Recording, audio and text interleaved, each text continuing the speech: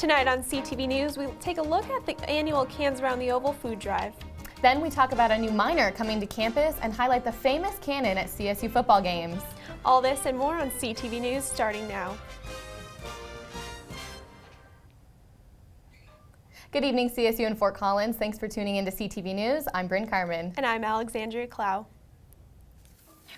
The 30th annual Cans Around the Oval took place yesterday. It was a cold and cloudy fall day, but that didn't stop people from coming out to donate canned food to the food bank of Larimer County. Over the last 30 years, CSU has provided about 2.3 million meals for people. This event has a huge impact on the people of Larimer County. It is also a great way for students, faculty, and staff to get involved. Tony Frank gave his thoughts on Cans Around the Oval. In the history of our society and in a place where most of us have the luxury of not worrying about food. But that's not true for everybody. There are people in our own community for short periods, for long periods, for all variety of reasons who struggle with food insecurity. And the Food Bank of Larimer County is on the forefront of helping to fight that, helping to deal with that issue. The staff at the food bank are fantastic. I had the privilege of serving on their board for many years. They're one of my favorite charities, and to everybody who's considering giving to the food bank, what I would tell you is they will make the absolute most of your money. They'll get it to the right place, and they'll make a difference for the right people. And in the end of the day, that's why we're all here, right, is to make a difference.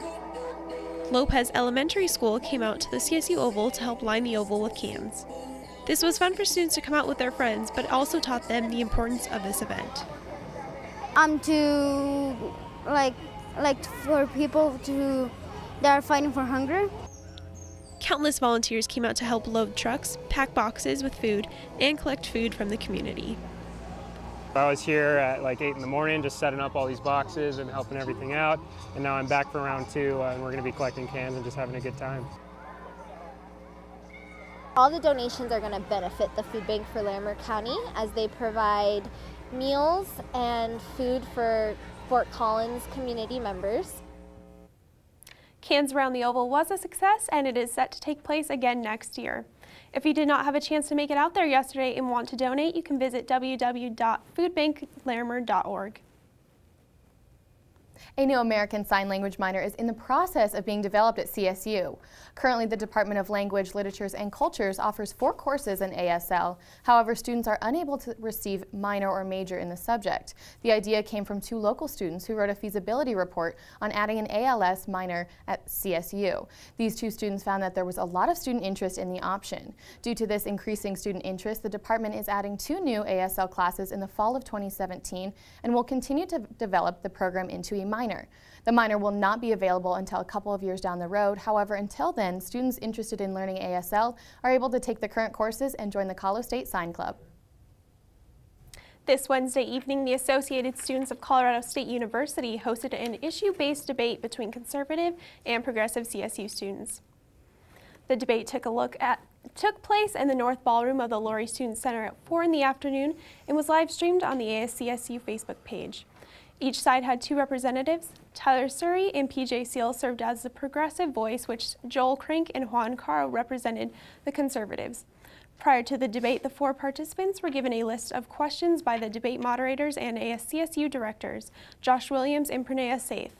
The debate revolved around popular political topics in America such as national security, education, healthcare, the economy, and more. A new design center is coming to CSU thanks to the co-founders of OtterBox and Blue Ocean Enterprises, Kurt and Nancy Richardson. Kurt and his wife Nancy, who is a CSU alumna, have donated $8.1 million to build the Richardson Design Center. The new building will include labs and workspaces that are available to all CSU students and faculty. These amenities will provide the CSU community the opportunity to use their creativity, learn, design, and collaborate with others. The Richardson Design Center will be built east of the new on-campus stadium on Lake Street and is predicted to open in January of 2019. The new Richardson Design Center isn't the only construction project to start next to the new stadium. This Saturday, October 15th, construction will begin on the new practice football fields and agricultural heritage garden. The fields and gardens will be built west of the on-campus stadium on part of the existing parking lot number 240. and the old perennial gardens. The practice area will consist of 1.5 football fields made out of synthetic turf. The new garden will include the existing arboretum that has a collection of 35-year-old trees as well as some new extensions. These gardens will serve as the gateway to the stadium. The funds to build the fields and garden will come from the stadium budget and are predicted to be done by the time the new stadium opens in the fall of 2017. In 1918, one of Colorado State University's greatest traditions was created. It just didn't know it at the time.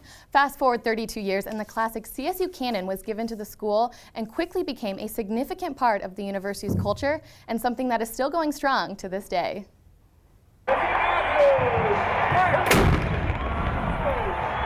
Its name is Comatose, and it's the oldest tradition at Colorado State University. When you're on the cannon, it's a lot of fun. Just kind of standing there, you get to watch the game as well as shooting 75mm Howards, which is a pretty cool thing. In 1952, the cannon was donated to the university after being a training weapon during World War II. While Comatose is nearing its 100th birthday, Sam Fleshman, the cannon first in command, was a young Ram when he fell in love with this tradition.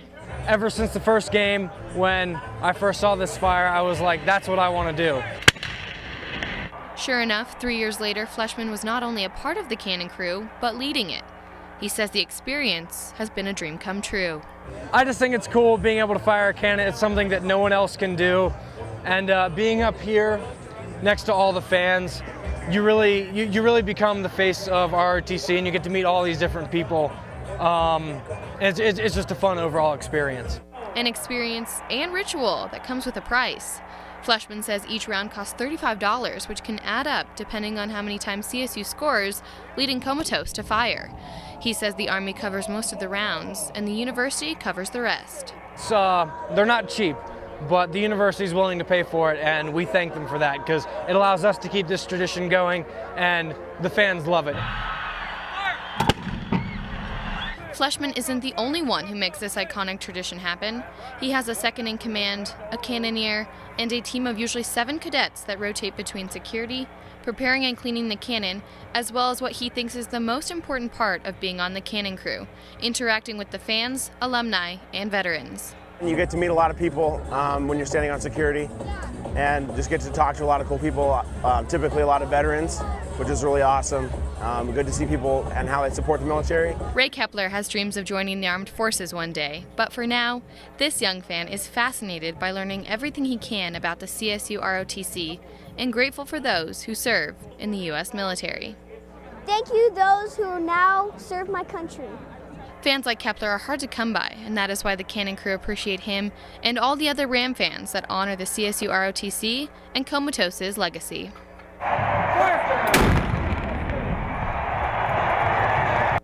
Comatose the Cannon will be moved to the field at the new on-campus stadium next year. The CSU ROTC encourages fans to go see it in its current location during one of the last few games at Hughes. I have to say, Alex, it was really cool to watch Saturday's game from up there. Oh, I'm sure. It looked like so much fun. I wish I could have done that with you. It was definitely awesome. Were you there? I was there. It was a really great game. It was so much fun. It was. Nicole Conklin is up next with your weekly weather forecast. Then we have sports and entertainment.